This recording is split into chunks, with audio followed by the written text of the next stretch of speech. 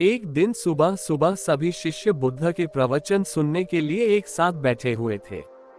कुछ देर बाद बुद्ध अपने साथ एक रस्सी लेकर आए।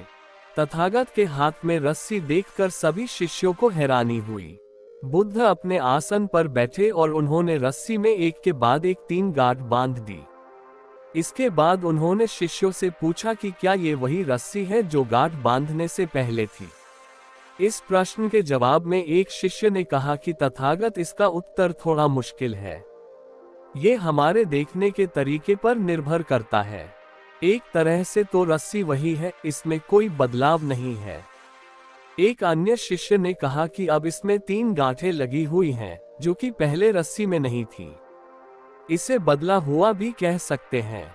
कुछ शिष्यों ने कहा कि वास्तव में मूल रूप से रस्सी वही है, लेकिन बदली हुई दिख रही है, लेकिन इसका मूल स्वरूप बदला नहीं है।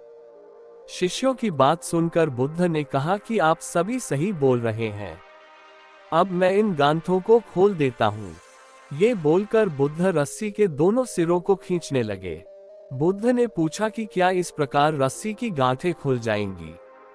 सभी शिष्यों ने कहा कि नहीं, ऐसा करने से तो गांठें और ज्यादा कस जाएंगी। इन्हें खोलना और मुश्किल हो जाएगा। बुद्ध ने कहा कि ठीक है, अब एक अंतिम प्रश्न, इन गांठों को खोलने के लिए हमें क्या करना होगा। शिष्यों ने कहा कि हमें इन गांठों को ध्यान से देखना होगा, जिससे हम जान सके कि इन्हें कैसे लगाया गया है। इसके बाद हम गांठें आसानी से खोल सकते हैं। बुद्ध इस जवाब से संतुष्ट हो गए और उन्होंने कहा कि ये सही बात है। हम परेशानियों में फंसे रहते हैं और बिना कारण जाने ही उनका हल खोजने लगते हैं, जबकि हमें पहले समस्याओं के मूल को समझना चाहिए।